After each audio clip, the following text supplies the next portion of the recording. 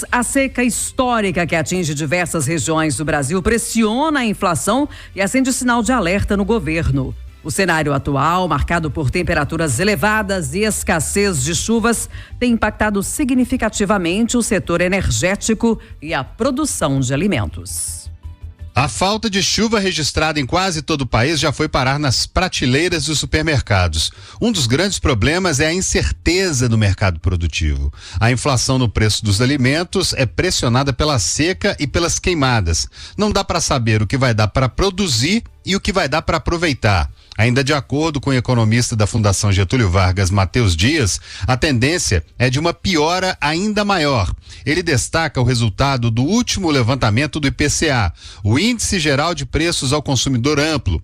Está provando que está acontecendo alguma coisa e a tendência também já está indicada. Olhando os números mais recentes do IPCA, que saíram essa semana, a gente vê que as frutas elas subiram 4% em média e a gente tem alguns destaques aí. Então tem, por exemplo, banana d'água que subiu 7%, banana prata que subiu 11%, laranja que subiu em média 10%. Então a gente vê aí algumas frutas sofrendo bastante com o tempo seco. A gente tem, por exemplo, o café que subiu em média 3% e nos últimos meses tem subido em média 3%, então a cada mês o preço em média aumenta 3%. A gente tem algumas hortaliças como tomate, cenoura, que são muito sensíveis a questões climáticas, a questão do nível de chuvas, então tudo isso faz com que haja uma perda da produtividade da safra e isso se reflete diretamente no preço. Então, quando a gente olha, por exemplo, Minas Gerais e até São Paulo, que são grandes produtores de café e estão naquela região que sofre diretamente, fortemente com as secas, a gente vê esse reflexo diretamente nos preços. Até as questões de carnes, o pasto ele fica muito seco